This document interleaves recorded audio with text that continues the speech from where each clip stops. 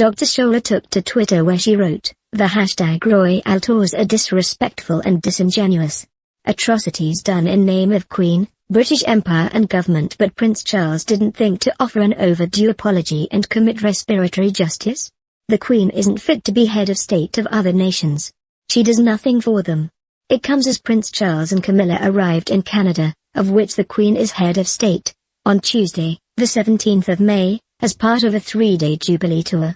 Canada is currently addressing a national scandal which saw Indigenous children die in the school system. Ahead of the trip, there had been calls for the Queen to apologize over the issue. Prince Charles addressed the issue after a formal welcome at St. John's, saying, "We must find new ways to come to terms with darker and more difficult aspects of the past.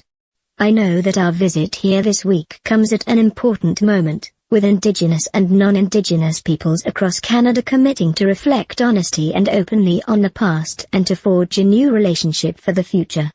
The Prince added that him and Camilla look forward to listening to you and learning about the future you are working to build. The scandal came after the discovery of hundreds of human remains in unmarked graves at former church-run schools where Indigenous children had been forcibly relocated for generations. The government-funded boarding schools were part of a policy which attempted to destroy Indigenous cultures and languages.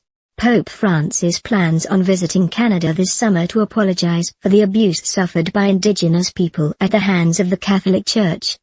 The Prince of Wales and Duchess of Cornwall were seen taking a moment of silence to honor the children who attended the residential schools. Discovery of the remains of 215 children students of Canada's largest residential school came in May 2021, with the case prompting national outrage. Some of the remains discovered were believed to have been children as young as 3. The school, called Kamloops Indian Residential School, operated between 1890 and 1969, holding up to 500 Indigenous students at any one time. Their deaths are known to range from 1900 to 1971, but still to this day, there is no clear picture as to how many children died in residential schools.